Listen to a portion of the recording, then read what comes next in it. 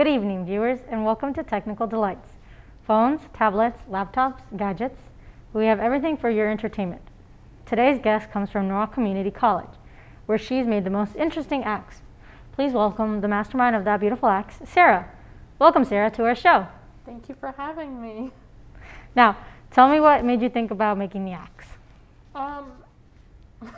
I do a lot of prop making in my free time, and most of the time I make like smaller things like knives or masks. I've never really tried making something as large as an axe, and like you might not think it's as large, but the way I make props, it's kind of was a big challenge for me.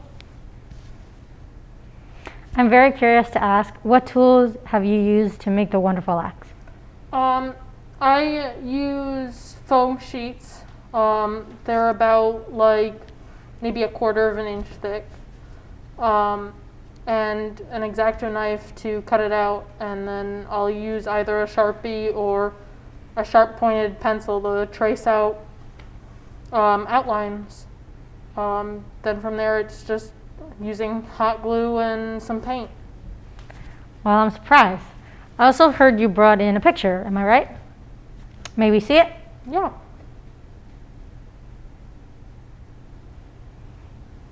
Thanks. Now let's take a look at your video.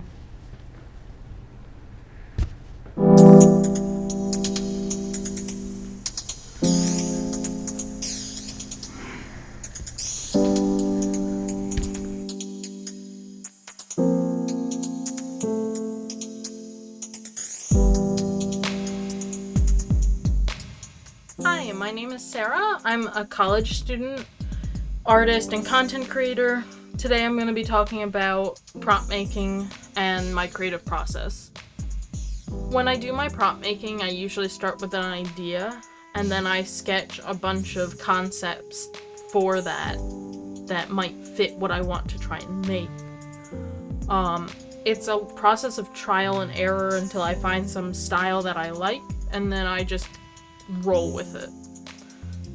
Usually from the sketched ideas, I'll immediately move into making a sketch of a template that's like a larger version,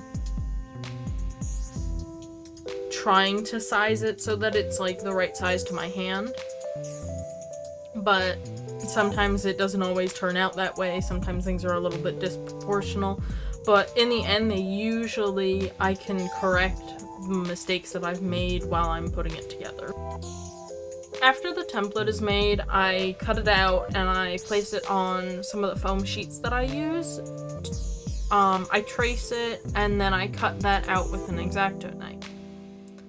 This process of cutting out shapes from foam tends to be one of the longer processes, mainly because it's a rinse and a repeat. I need like 5 to 6 layers of foam, sometimes more, sometimes less, depending on what I'm making. And it's just a long process. It also depends how big the prop that I'm making is too.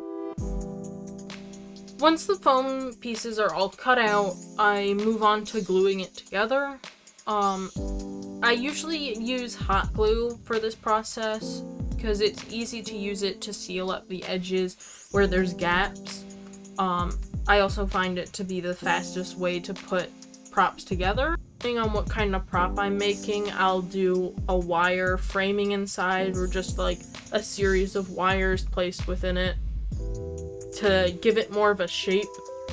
So the last part is painting. Painting tends to take the longest because you have to wait for the coats to dry before you can do anything.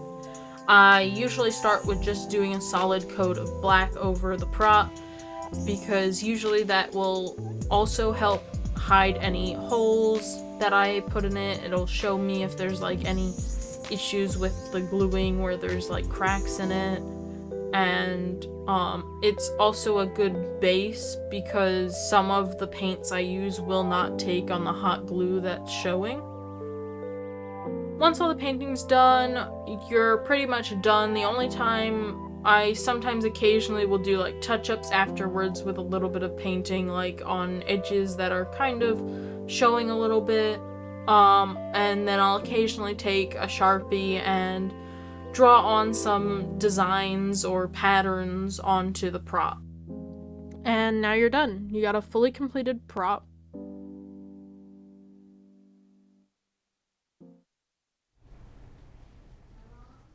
Well, it looks wonderful. Is there any inspiration on making this video?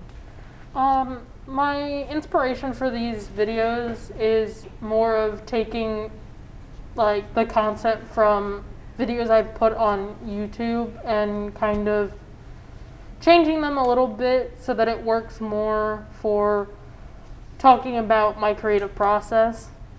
Yeah. Splendid. Well, it seems we're out of time. This has been Technical Delights, and we will see you again next time. Bye.